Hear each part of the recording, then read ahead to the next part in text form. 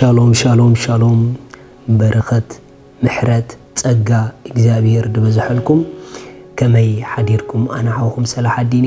ሎሚ ድማ ናይ መዓልቲ ቃል ድብል ክንካፈሊና ሎሚ እንካፈሎ ቃል ትክክለኛ መለክዒና ቃል አምላኽ እዩ ዝብልዩ ሪኹም ናትና ትክክለኛ ቫልዩ ኣብ ቃል አምላኽ ይዘሎ ናትና ትክክለኛ መለክዒ ማንም አይኮነን ኩነታት አይኮነን ሰብ አይኮነን ትክክለኛ ናትና መለክዒ ቃል አምላኽ እዩ ስለዚህ ኣብ ህይወት ነርእስና በኹነታትና ክንልክዓ ተጀሚርና በቲ ግዚያውን ሓላፍን ነገራትና ክንልክዓ እንተዳ ጀሚርና የለናን ንጋገለና ብዙሕ ነገር ከነባላሹ ንኽእሊና ሓወይ ሓፍተይ ኣቦይ ኣደይ ኩልኹም ንርእስኹም በቲ ዝተወለድኩምሉ ናይ እግዚአብሔር ዘርኢ ቃሉ ብኡ ጌርኩም ክትልክዑዋ ይግብአኩም እዩ ምኽንያቱ ንርእስና በትክክለኛ መንገዲ ክንልክዓ እንተዘይጀሚርና ብዙሕ ነገር ኣብ ህይወትና ዘይመልክዑ ክሕዝ ይኽእል እዩ ገለገለ ሰባት ገንዘብ ክረኽቡ ከለዉ ንርእሶም ከም ሃፋትም ከም ጽቡቕ ዘለዉ ይርእይዋ ገንዘብ ክስእኑ ከለዉ ንርእሶም ከም ድኻታት ይርእይዋ ክርስቲያን ግን ከም ኢኮነን ክርስቲያን በትብደገ ዘጋጥሞ ነገር ንርእሱ አይልክዓን እዩ ክርስቲያን በትናይ እግዚአብሔር ቃል ዝብሎ መንገዲ እዩ ንርእሱ ዝልክዓ ምኽንያቱ ኩሉ ነቲ ዝወጸሉ ይዝመስል ኩሉ ነቲ ዝወጸሉ ይዝመስል ሪኹም ፍረራንቺ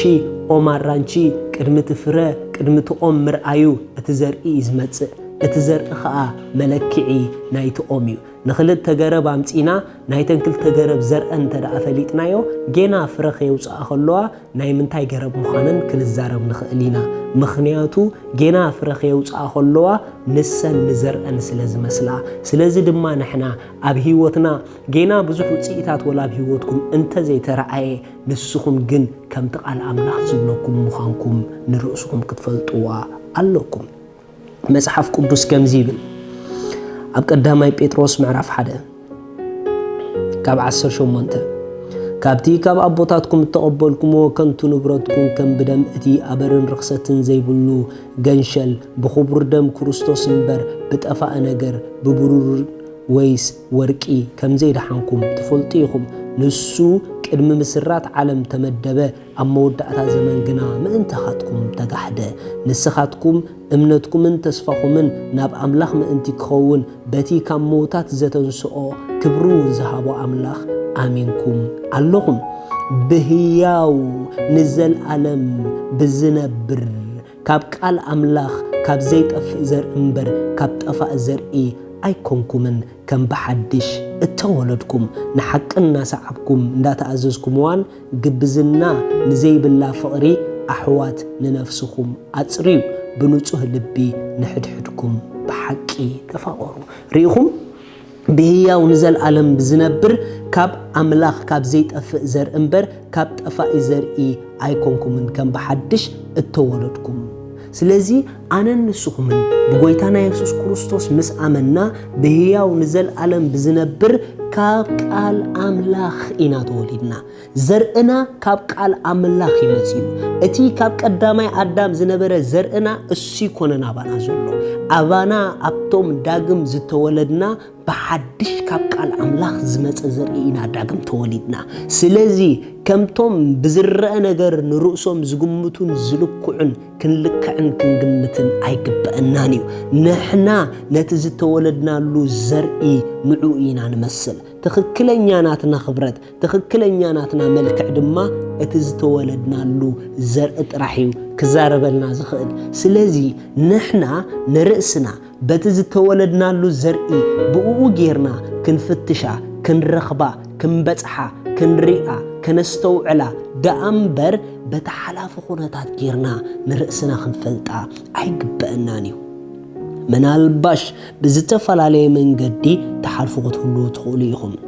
ተሓልፉ ኢኹም ደኣ ዘለኹም እምበር እዚ ተሓልፍዎ ዘለኹም መንገዲ መለክዒ ህይወትኩም ኣይኮነን በዚ ኣይትልክዑን ኢኹም ንስኹም ካብቲ ዝተወለድኩምሉ ህያው ቃል ኣምላኽ ካብ ዘይጠፍእ ዘርኢ ካብኡ ስለ ዝወጻኹም እሱ ጥራሕ እዩ መን ምዃንኩም ክዛረብ ዝኽእል ስለዚ ኣነ ንስኹም እቶም ብክርስቶስ ዝኣመንኩም ካብ ናይ ዘለዓለም ዝነብር ህያው ቃል ኣምላኽ ዝተወለድኩም ከምቲ ቃሉ ዝብለኩም ኢኹም ከምቲ ቃሉ ዝብለና ኢና ኩነታትኪ ኢኽ ዝበለኪ ኢየልኪ ኣይትእመንዮ ንኹነታትኪ ግን መን ምዃንኪ ብቓል ኣምላኽ ንገርዮ ቃሉ ሃብታም ኢኽን ተይልኪ ገንዘብ ከይሓስኪ ሃብታም ኢኺ ምኽንያቱ ምዃንኪ ንነገራት ደምፅኦም እምበር ድመፁ ነገራት ኣይኮኑን ንዓኺ ዝኾንኺ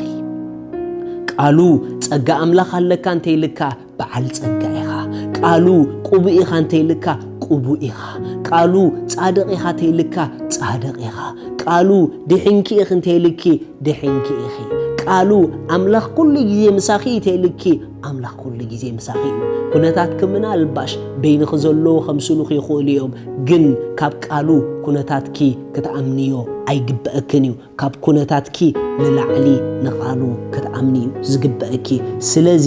መለክዒና ናትና ትኽክለኛ ክብረት ቫልዩ ኣብ ቃል ኣምላኽ ዘሎ ንሕና ንርእስና ኣብ ሰብን ኣብ ነገራትን ኣብ ኩነታትን ኣይንርከባ ንርእስና ኣብቲ ዝተወለድናሉ ህያው ንዘለዓለም ዝነብር ናይ ኣምላኽ ቃል ንርከባ እሞ እሱ ዝብለና ኢና ኢልና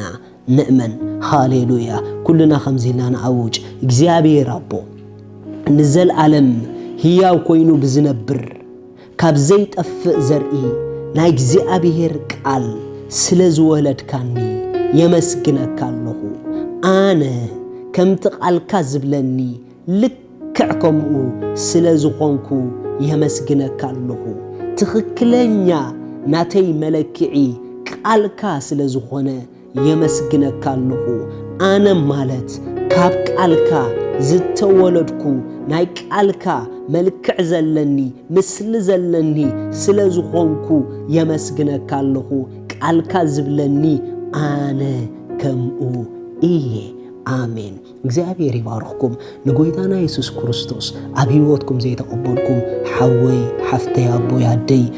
ሎሚ ኣተዓድል ደላትኩም ጽባሕ ኣብ ኢድኩም ኣይኮነትን ምኽንያቱ ተማዓልቲ ምድሓን ሎሚ ስለ ዝብል ቃል ኣምላኽ ደጃኹም ሎሚ ልብኹም ንጎይታ ከፊትኩም ተቀበሉ ክትቀበልዎ ትደልዩ እዛ ጸሎት ምሳይ ጸልዩ እግዚአብሔር ኣቦ ስለ ወድኻ ኢየሱስ ክርስቶስ የመስግነካ ኣለኹ ስለ ኃጢአተይ ኣብ መስቀል ዋጋ ስለ ዝኸፈለለይ ሎሚ ይኣምን ኣለኹ ስለ ኃጢአተይ ከም ዝሞተለይ ይኣምን ኣለኹ ንጽድቀይ ከም ዝተሰአለይ ይኣምን ኣለኹ ኢየሱስ ክርስቶስ ናይ ህይወተይ መድሓኒ ምዃኑ ይኣምን ኣለኹ ነዚ ብምእማነይ ካብዛ ሰዓት እዚኣ ሓድሽ ፍጥረት እየ አሜን እዚኣ ጸሎት ድጸለኹም እንቋ ሓጎሰኩም ሓድሽ ህይወት ተቀቢልኩም ኣለኹም በዝብ ታሕቲ ዘሎ ቴሌፎንን ዌብሳይት ናይ ፌስቡክን ሜሴንጀር ኣቲኹም ጽሓፉልና ኢኹም ዘድሊ ትምህርትታት ናይ ዝሕጂ ዝወሰንኩም ለህይወት ክንሰደልኩምን ክንምህረኩምን ኢና ኣምላኽ ይባርኽኩም ሻሎም